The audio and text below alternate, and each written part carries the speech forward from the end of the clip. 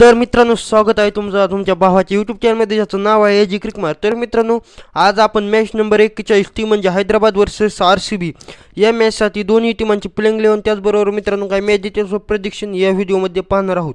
मित्रांनो, मॅच अतिशय खतरनाक होणार आहे। तर जर मित्रांनो आपण जर पाहिलं तर मित्रांनो, हैदराबाद ही 3 नंबरला आहे। हो मित्रांनो, पॉईंट्स टेबलमध्ये हैदराबाद 3 नंबरला आहे व हैदराबादचे 10 पॉईंट आहेत।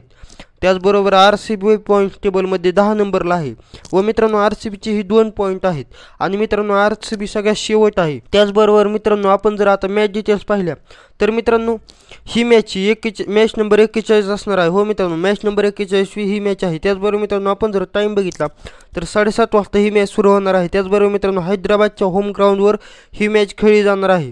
तर मित्रांनो, आपण जर आता दोन्ही टीमांची प्लेइंग 11 पाहिलं तर पहिल्यांदा आपण हैदराबादची प्लेइंग 11 पाहू। हैदराबादकडून ओपनिंगला येणार ट्रेव्हिस हेड त्याचबरोबर अभिषेक शर्मा, दोघे जबरदस्त असे ओपनर आहेत। मित्रांनो, मागच्या मॅचमध्ये दोघांनी दिल्लीची खूपच जबरदस्त अशी पिटाई केली होती, दोघांनी खूपच मारले होते दिल्लीच्या बॉलरला। त्यानंतर 3 नंबर येणार ॲडम मार्करमचा फॉर्म खूपच खराब आहे। मला असं वाटते की मार्करमच्या जागेवर फिलिप्सला चान्स द्यायला हवा, परंतु मार्करमला एक चान्स भेटेल असे वाटत आहे, म्हणून 3 नंबर मार्करम। त्यानंतर 4 नंबर आहे हेनरिक क्लासन ही जबरदस्त फॉर्ममध्ये आहे। त्यानंतर आपण पाहिलं तर नितीश रेड्डी हा हार्दिक पांड्यासारखा जबरदस्त असा ऑलराऊंडर आहे। म्हणजे नितीश रेड्डी हा फास्ट ऑलराऊंडर त्याचबरोबर जबरदस्त अशी हिटिंग करतो। त्यानंतर आपण जर पाहिलं तर शहबाज अहमद हा एक जबरदस्त अशा फॉर्ममध्ये आहे। मागच्या मॅचमध्ये त्यांनी 59 रन केले होते।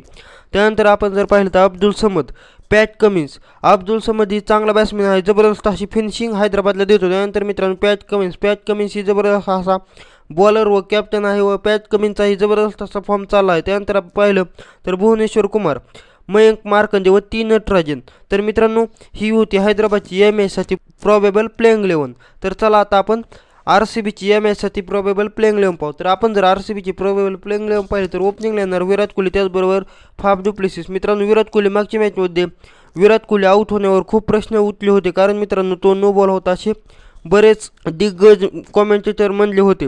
त्यानंतर मित्रांनो फाफ डु प्लेसिस ही जबरदस्त असा ओपनर आहे। त्याचबरोबर विराट कोहली जबरदस्त असा ओपनर आहे। 3 नंबर येणार विल जॅक्स खूपच जबरदस्त असा हिटर आहे, जसा ट्रेव्हिस हेड आहे तसंच विल जॅक्स ही जबरदस्त असा हिटर आहे। त्यानंतर 4 नंबर येणार रजत पाटीदारचा फॉर्म ही जबरदस्त चालला आहे। त्याचबरोबर 5 नंबर येणार कॅमरन ग्रीनला थोडं हळूनी खेळायला पाहिजे किंवा कॅमरन ग्रीनला थोडं वर पाठवायला पाहिजे 4 नंबर, कारण कॅमरन ग्रीन हा फिनिशर नसून तो एक चांगला बॅट्समॅन आहे, तो 3 किंवा 4 नंबरचा बॅट्समॅन आहे। आपण पाहिलं तर मुंबई इंडियन्समध्ये कॅमरन ग्रीन हा 3 नंबर खेळत होता व त्याचा चांगला परफॉर्मन्स होता, परंतु आरसीबीत आल्यानंतर त्याला 5 नंबर ठेवले व मित्रांनो तो 5 नंबरवर काही चांगली कामगिरी करत नाही, म्हणून मला असं वाटतं की 3 किंवा 4 नंबर कॅमरन ग्रीनला चान्स द्यायला पाहिजे बॅटिंगसाठी। त्यानंतर मित्रांनो आपण जर पाहिलं तर त्यानंतर येतो महिपाल रोमलोर ही जबरदस्त असा फिनिशर व हिटर आहे। त्यानंतर दिनेश कार्तिक, त्यानंतर मित्रांनो आपण जर पाहिलं तर करण शर्मा जबरदस्त अशी बॉलिंगही करतो। त्याचबरोबर मित्रांनो, तुम्ही मागच्या मॅचमध्ये KKR विरुद्ध पाहिलं असेल, तो जबरदस्त अशी हिटिंगही करतो, जबरदस्त अशी सिक्स मारतो। त्यानंतर मित्रांनो येणार मोहम्मद सिराज, त्याचबरोबर लॉकी फर्ग्युसन व यश दयाल। तर मित्रांनो, ही होती आरसीबीची या मॅचसाठी प्लेइंग 11। तर मित्रांनो, आता आपण या मॅचसाठी काय प्रेडिक्शन करू। तर मित्रांनो, आपण जर या मॅचसाठी काय प्रेडिक्शन केलं तर माझी पहिली प्रेडिक्शन ही आहे की या मॅचमध्ये ट्रेव्हिस हेड हा 30 किंवा 30पेक्षा जास्त रन करेल। हो मित्रांनो, हैदराबादकडून ट्रेव्हिस हेड हा 30 किंवा 30पेक्षा जास्त रन करेल। त्यानंतर माझी दुसरी प्रेडिक्शन ही आहे की या मॅचमध्ये भुवनेश्वर कुमार हा 3 किंवा 3पेक्षा जास्त विकेट घेईल।